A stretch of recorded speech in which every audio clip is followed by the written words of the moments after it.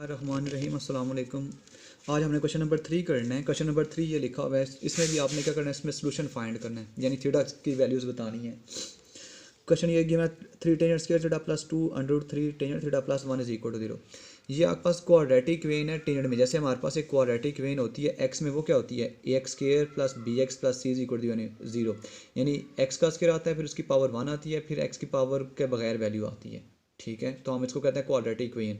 तो quadratic when का formula हमारे पास होता है, अगर एक्स में हो तो एक्स होता है, अगर वाई के फॉर्म में दी हो, यानी अगर हमारे पास होती है इस तरह से Y square plus A Y square plus B Y plus C is equal to 0, तो हम सिर्फ करते क्या हैं, जहाँ पे एक्स है वहाँ पे हम फिर वाई इज इक्वल टू लिखते हैं minus B plus minus under B square minus 4ac। तो ये भी क्वाड्रेटिक वेन है, लेकिन ये क्वाड्रेटिक इन टेंजेंट है। जैसे ये क्वाड्रेटिक इन एक्स, ये क्वाड्रेटिक इन वाई, तो ये क्वाड्रेटिक इन टेंजेंट, क्योंकि टेंजेंट का पावर 2 आ रही है, फिर टेंजेंट की पावर 1 भी आ रही है, फिर पावर के टेंजेंट के बगैर वैल्यू भी आ रही है इक्वल टू 0। तो ये क्वाड्रेटिक वेन है। तो हम इसको सबसे पहले हम वैल्यू निकालेंगे टेंजेंट की। इसमें ए के इसके इक्वल है 3 के इक्वल, जैसे वहाँ पे एक्स के का कोफिशिएंट जो है वो ये होता है, फिर वाई का जो एक्स है उसका कोफिशिएंट क्या होता है बी, जिसमें एक्स नहीं आ रहा वो हमारे पास क्या होता है सी।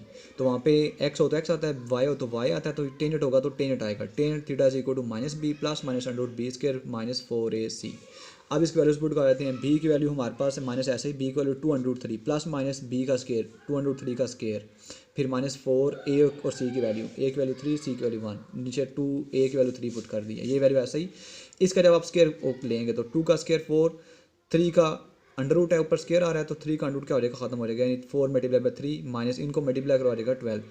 12 को अब 4 को 3 से मल्टीप्लाई करें 12, 12 माइनस 12 क्या हो जाएगा 0, और 0 का अंडर रूट 0 के इक्वल, यानी ये वैल्यू खत्म हो जाएगी, ये सिर्फ रह जाएगा माइनस 2√3/6 के इक्वल। अब ये दोनों कैंसिल हो जाएंगे, 2 1 टाइम 2 3 टाइम।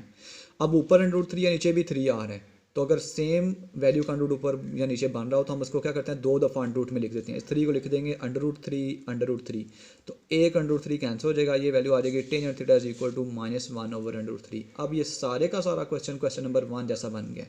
अब आप निकालेंगे इसका पहले reference angle. Reference angle always positive होता है।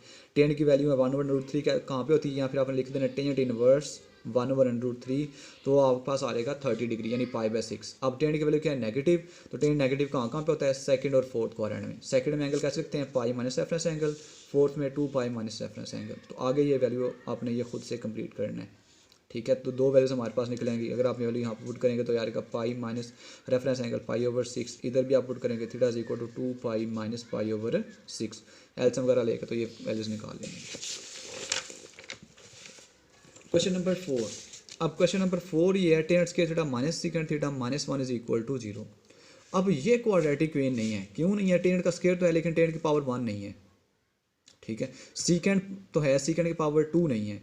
तो अब आपने क्या करना है, इसको क्वाड्रेटिक में चेंज करना है। या तो सीकेंट को टेंजेंट में चेंज कर दो, सीकेंट पावर 1 में जो है वो टेंजेंट में चेंज नहीं होता। टेंजेंट स्क्वायर थीटा को हम चेंज कर सकते हैं सीकेंट स्क्वायर थीटा के फॉर्म में, क्योंकि हमारे पास फार्मूला है 1 plus tangent square theta is equal to secant square theta. तो यहाँ से अगर हम टेंजेंट स्क्वायर थीटा की वैल्यू निकालें तो 1 तो क्या हो जाएगा माइनस, यानी tangent square theta is equal to secant square theta -1। तो इस फिर टेंजेंट स्क्वायर की जगह पे मैंने पुट कर दिया है सीकेंट स्क्वायर थीटा -1, तो ये माइनस सीकेंट थीटा ऐसे ही -1 इज इक्वल टू 0। तो ये secant square theta minus secant square theta -1 और -1 क्या हो जाएगा -2 इज इक्वल टू 0। अब ये आपके पास क्वाड्रेटिक वेन बन गई है। या तो इसको आप क्या करो फैक्टर वन बना लो, या फिर क्वाड्रेटिक फार्मूला लगा सकते हैं, आपकी अपनी मर्जी है। ये एक्स सीकेंट स्क्वायर को यही समझ लें कि आपके पास एक्स स्क्वायर आ रहा है। ठीक है, फिर माइनस ये एक्स आ रहा है -2 इज इक्वल टू 0। तो इसके फैक्टर बनाने हैं। कैसे हम बनाते हैं, इस वैल्यू को एक्स स्क्वायर के कोफिशिएंट से मल्टीप्लाई करते हैं, यानी -2 को हमने मल्टीप्लाई करें, सीकेंट स्क्वायर का जो कोफिशिएंट आ रहा है वो 1 आ रहा है, यानी -2। तो -1 के आपने इस तरह से फैक्टर बनाने के उसको मल्टीप्लाई करें -2 आ जाए, प्लस और माइनस करें तो दोबारा आपके पास -1 बन जाए, तो आ जाएगा वो -2 और माइनस +1। यानी जैसे हम यहाँ पे अगर बनाए तो x square -2x plus x बनाएंगे, तो सेम इसमें भी ऐसे ही secant square theta is equal secant square -2 secant plus secant -2 is equal to 0। तो इन दोनों में से सीकेंट स्क्वायर कॉमन आ रहा है, ये आ जाएगा सीकेंट थीटा -2 प्लस इन दोनों में से 1 कॉमन आ जाएगा secant theta -2 is equal to 0। तो सीकेंट थीटा -2 और ये रह जाएगा secant theta +1 is equal to 0। दोनों को लहदा 0 रख दें, इसको लहदा 0, इसको लहदा 0 रख दिया। सीकेंट की वैल्यू 2। अब अगेन जैसे पहले आप करते रहो सेम वैसे ही करना है। सीकेंड को लिख देते हैं हम 1/cos, फिर इसका हम लिख देते हैं रेसिप्रोकल यानी cos theta is equal to 1/2। अब इसका हमने रेफरेंस एंगल वगैरह निकाला, अगर नेक्स्ट बाद में करते हैं। इधर देखें ज़रा, अब हमने ये secant plus 1 is equal to देखा, सीकेंड इज इक्वल टू -1, इसको भी हम चेंज करते हैं cos में। सीकेंड होता है 1/cos, रेसिप्रोकल लेंगे तो cos theta is equal to ये -1 के बटे में आ जाएगा, यानी cos theta is equal to -1। अब जब भी cos या साइन की वैल्यू 1, 0, -1 इन तीनों में से अगर कोई वैल्यू आएगी तो आप रेफरेंस एंगल नहीं बल्कि डायरेक्ट थीटा की वैल्यू बताएंगे कि किस एंगल पे cos या साइन की वैल्यू ये 1, 0, -1 होती है। ठीक है, अब cos की वैल्यू जो है वो -1 सिर्फ पाई पे होती है, कर्व से निकल आएगा डायरेक्ट। आपने लिखना है cos इनवर्स, जैसे पहले मैंने रेफरेंस एंगल निकाला था वैसे ही, cos इनवर्स -1 तो वो आएगा 180 डिग्री यानी पाई की वैल्यू। ठीक है, ये एमसीक्यूज़ में पूछा जाता है कि cos theta is equal to -1, तो ये इसका सोल्यूशन क्या होगा, theta is equal to pi. इसके लिए हम तो जैसे पहले आपने किया था रेफरेंस एंगल निकालेंगे, cos theta is equal to 1/2 आ रहे हैं, रेफरेंस एंगल निकालेंगे तो cos की वैल्यू कहाँ पे होती है 1/2 पाई/3 यानी 60 डिग्री पे। अब cos पॉजिटिव है, कहाँ पे होता है, पहले और चौथे क्वाड्रेंट में। पहले क्वाड्रेंट के हिसाब से रेफरेंस एंगल ऐसे ही, चौथे के हिसाब से 2 पाई माइनस रेफरेंस एंगल, एलसीएम वगैरह लेने हैं तो ये हमारे पास थीटा की वैल्यू निकल आएंगी। तो इन सब का सोल्यूशन सेट, इन सब को इकट्ठे करके एक सेट में लिख देना है पाई/3, जिसको मर्जी पहले लिखते हैं, आपकी मर्जी है, पाई/3, 5 पाई/3 एंड पाई, ये आ जाएगा। क्वेश्चन नंबर 5 सेम ऐसे ही है, देखो जरा, ये आ रहा है 2 sin theta plus cos square theta -1 is equal to 0। अब ये भी क्वाड्रेटिक में नहीं है क्योंकि cos स्क्वायर तो है लेकिन cos नहीं है, sin थीटा तो है sin स्क्वायर थीटा नहीं है, तो हम इस cos स्क्वायर को चेंज कर सकते हैं sin स्क्वायर की फॉर्म में। तो इस cos स्क्वायर का फार्मूला हमारे पास था ना, वो cos square theta sin square theta plus cos square theta is equal to किस इक्वल होता है 1 के इक्वल। तो यहाँ से अगर हम cos स्क्वायर थीटा की वैल्यू निकालें तो आ जाएगी 1 माइनस sin स्क्वायर थीटा के इक्वल। तो इस cos स्क्वायर थीटा की जगह पे मैं लिख दूंगा 1 माइनस sin स्क्वायर थीटा, ये मैंने लिखा दिया। अब ये +1 और -1 कैंसिल, ये अब रहेगा 2 sin theta -2 sin square theta, ये दो वैल्यूज रह गई हैं। अब इन दोनों में से sin थीटा कॉमन आ रहा है, वो मैंने कॉमन ले लिया, यहाँ पर आ जाएगा 2 minus sin theta is equal to 0। दोनों को अलग अलग 0 रखते हैं, sin theta is equal to 0, 2 minus sin theta is equal to 0।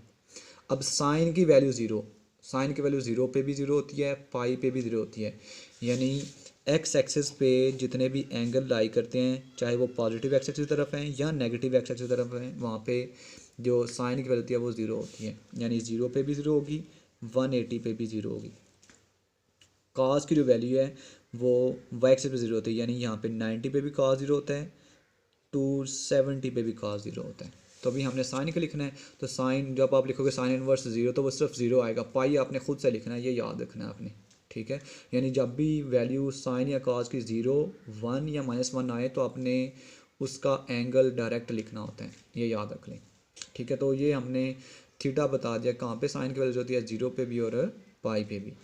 अब यहाँ से सेकंड वाला आ रहा था 2 minus sine theta is equal to 0, या साइन थीटा को दूसरा तरफ लेके जाए तो आएगा sine theta is equal to 2 के इक्वल। जैसे अगर मैं इसको यहाँ पे लिखूँ तो ये आएगा 2 is equal to sine theta, यानी साइन को दूसरी तरफ ले गए तो आएगा sine theta is equal to 2।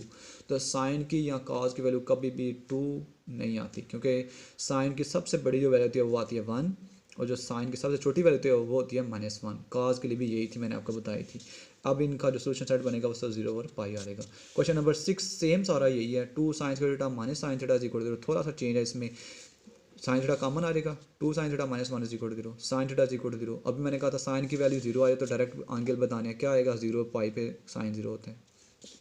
यहाँ से 2 sine theta -1 is equal to 0, 2 sine theta is equal to 1, sine theta is equal to 1/2। अब इसके लिए हम बताएंगे रेफरेंस एंगल, साइन की वैल्यू 1/2 कहाँ पे होती है 30 डिग्री पे, यानी पाई/6 पे। अब साइन की वैल्यू पॉजिटिव है तो पॉजिटिव कहाँ पे होता है, पहले और दूसरे क्वाड्रेंट में। पहले में कैसे लिखते हैं रेफरेंस एंगल, दूसरे में पाई माइनस रेफरेंस एंगल। तो ये थीटा इज इक्वल टू पाई/6, यहाँ पे आ जाएगा पाई माइनस पाई/6, ये आपके पास 5 पाई/6 आ जाएगा। सोल्यूशन सेट में ये सारी वैल्यू लिखनी है, 1 2 आपने ये निकाली है थीटा की, और 2 ये आपने नीचे निकाली हैं, एक ये वाली और एक ये वाली। तो इन सब को एक सेट में लिख देंगे तो आपके पास ये सोल्यूशन सेट आ जाएगा। इसके 6 ही क्वेश्चन करने थे, इस एग्जांपल्स भी इंपॉर्टेंट है, वो आपको मैं एक दफ़ा बता दूंगा कौन कौन सी और कैसे करनी है, थोड़ा था वो आपको मैं गाइड जो है वो कर दूंगा इंशाल्लाह नेक्स्ट लेक्चर में। या फिर अभी बता देता हूँ, देखो ज़रा इसमें जो एग्जांपल्स करनी है मैं चेक करता हूँ कौन कौन सी करनी है। इसमें थोड़ा हिंट आपको देता हूँ, आपने ये सॉल्व करनी है। इसमें से 2 जो है ना वो शॉर्ट क्वेश्चन आते हैं हमेशा, तो मोस्टली जो है वो एक एग्जांपल होती है और एक क्वेश्चन होता है। स्टार्ट पेज जब आप निकालोगे तो वहाँ पे है पहले यहाँ पे चैप्टर स्टार्ट हो रहा है। पहली एग्जांपल ये तो बिल्कुल सिंपल है, sine theta is equal to X is equal sine X is equal to 1/2 जो अभी हमने ये की है सारी की सारी यही, ठीक है। Sine theta is equal to यहाँ पे थीटा वहाँ पे सब साइन एक्स है, सारा यही निकलेगा π/6, ये दो एंगल निकलेंगे, ये आपने करना है, ठीक है। उसके बाद नेक्स्ट पेज पे दो एग्जांपल्स हैं, ये भी हमने की है। 1 + cos x is equal to 0, 1 को दे जो -1 हो जाएगा। cos की वैल्यू -1 कहाँ पे होती है, cos की -1 वैल्यू जस्ट पाई पे होती है, तो आपने वो पाई लिखना है। उसने सोल्यूशन सेट पाई + 2n पाई लिखा हुआ है। अगर इस तरह से लिखना हो तो इस तरह से भी वैल्यूज लिखी जा सकती हैं। वो कैसे लिखते हैं, एक तो पाई प्लस, अब cos का जो है वो पीरियड क्या था 2 पाई, ठीक है। साइन का भी 2 पाई, सीकेंड को सीकेंड का भी 2 पाई। जो आपने वो आंसर निकाला ना पाई, उसमें आपने प्लस उसका पीरियड और साथ n को मल्टीप्लाई कर देना। अगर यानी अगर टेंजेंट होता तो हमने इसमें क्या करना था, हमने इसमें लिखना टेंजेंट को होता है पीरियड पाई, साथ ही साथ n जो है वो मल्टीप्लाई कर देंगे, जो भी वैल्यू निकलेगी। यानी अगर आपके पास पहले निकली थी π/6, ठीक है, तो π/6 अगर आपने इसको इस फॉर्म में लिखना है तो क्या लिखेंगे, π/6 + n पाई टेंजेंट का जो पीरियड है, और यहाँ पे साइन कॉस आ रहा है, कॉस का पीरियड होता है 2 पाई, तो साथ n मल्टीप्लाई कर देना।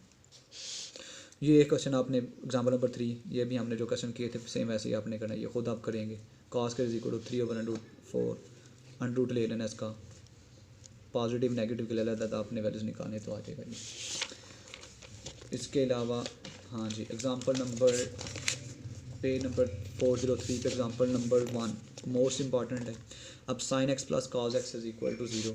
अब ये क्वाड्रेटिक ना x में ना cos साइन में, ना cos में ना साइन में है, और ना ही बनाई जा सकती है। तो इसमें अब हम क्या करेंगे, किसी एक के साथ डिवाइड कर दो, cos के साथ या फिर साइन के साथ। इसमें उसने क्या किया है, cos के साथ सबको डिवाइड किया हुआ है, तो ये साइन ओवर cos टेन बन जाएगा, ये cos कैंसिल करोगे 1 आ जाएगा इज इक्वल टू 0। अब टेन की वैल्यू आ गया -1, रेफरेंस एंगल निकाले, टेन की वैल्यू 1 कहाँ पे थी, π/4 यानी 45 डिग्री पे। अब टेन नेगेटिव कहाँ पे होता है, दूसरे और कौन से क्वाड्रेंट में, हाँ जी, ये टेन जो नेगेटिव होता है वो होता है दूसरे और चौथे क्वाड्रेंट में, दूसरे चौथे के हिसाब से आपने वैल्यूज लिख देनी है, तो ये दो वैल्यूज आपके पास आ जाएंगी। अब उसने ये लिखा हुआ है कि आपने सिर्फ जो है ना वो 0 से पाई के दरमियान एंगल वैल्यू लिखनी है, यानी पहले और दूसरे क्वाड्रेंट के लिए सिर्फ लिखना है। तो पहले दूसरे क्वाड्रेंट में दूसरे में सिर्फ नेगेटिव होता है, सिर्फ उसने इसलिए एक वैल्यू लिखी हुई है। अगर क्वेश्चन में वो लिखेगा तो फिर ऐसे होता है, अदरवाइज अगर यहाँ पर उसने क्वेश्चन में कोई लिखा हुआ कि आप 0 से पाई में के दरमियान रहें, अगर उसने नहीं लिखा तो आपने दोनों वैल्यूज निकालनी है। सिमिलरली अब यहाँ पे find the solution, example number 2 जो है, अब ये sin x cos x = √3/4 आ रहा है। अब इसमें भी ना तो ये क्वाड्रेटिक में ना बनाई जा सकती है, अब इसमें डिवाइड भी नहीं किया जा सकता, क्योंकि अगर आप इस यहाँ से साइन को डिवाइड करो तो साइन दूसरी तरफ चला जाएगा, cos को डिवाइड करो तो cos दूसरी तरफ चला जाएगा, वहाँ पे ऐसा नहीं था। अब इसमें हम वो फार्मूला बनाएंगे sin 2α वाला फार्मूला। sin 2α का फार्मूला क्या था, 2 sin α cos α। sin α cos α है, 2 नहीं है, 2 से मल्टीप्लाई भी कर देंगे, डिवाइड भी कर देंगे, तो ये sin 2x हो जाएगा। ये 2 उधर जाके मल्टीप्लाई हो जाएगा, यानी ये 2 जो है इस तरफ आके मल्टीप्लाई, √3/4 मल्टीप्लाई बाई 2, तो ये 2 से 4 से कैंसिल तो बटे में 2 रहेगा, उसने डायरेक्ट लिख दिया हुआ है ये, यानी ये फार्मूला बनेगा sin 2x का।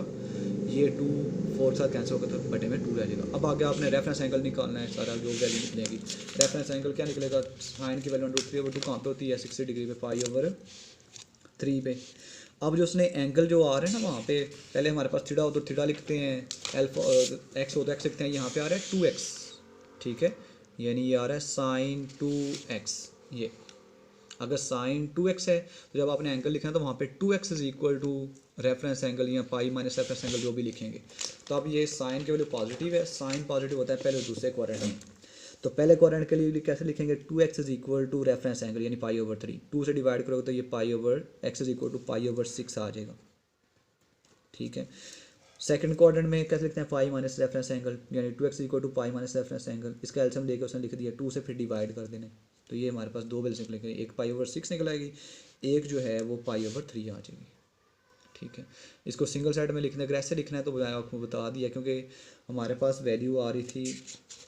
अब ये sin 2x है, sin 2x का जो पीरियड होता है वो पाई होगा, ठीक है। वैसे तो उसका होता है पीरियड, जैसे मैंने बताया था कैसे फाइंड करते हैं, जो एंगल जो उसका पीरियड है, साइन का पीरियड रहता है 2 पाई, लेकिन उसका जो एंगल आ रहा है वो आ रहा है sin 2x, एक्स का ऑप्शन क्या है 2, तो यानी पाई इसका एंगल पीरियड होता है, इसलिए इसमें n पाई ऐड किया। ये आप ना भी ऐड करना कोई मसला नहीं है, बस आई थिंक यही थी, हाँ एक एग्जांपल नंबर 4 भी है, सेम ऐसे ही करनी है। अब इसको क्वाड्रेटिक में बनाया जा सकता है क्योंकि साइंस के को हम लिख सकते हैं 1 माइनस कॉस के, तो ये क्वाड्रेटिक इन कॉस बन गई है, ठीक है। लेकिन ये 1 और 1 वैसे कैंसिल हो जाएगा, ये 1 इस तरफ से कैंसिल, तो इन दोनों में से cos x या माइनस cos x कॉमन ले लें। अब cos की वैल्यू 0 कहाँ पे होती है, cos की वैल्यू 0 मैंने बताई थी y एक्सिस पे 90 पे और 270 पे, π/2 90, 270 को क्या होता है 3π/2, ठीक है। cos x is equal to 1, अब cos की वैल्यू 1 कहाँ पे होती है 0 और 2π पे, ये आपने खुद से याद रखनी है, बस ये इसका सोल्यूशन आ जाएंगे। आई थिंक यही सारी जो है वो हमारे पास थी एग्जांपल, हाँ जी बस यही करनी है। अगर कोई एग्जांपल ना हुई तो फिर मुझे बताना है, तो मैं नेक्स्ट लेक्चर में करवा दूँगा। अल्लाह हाफिज़।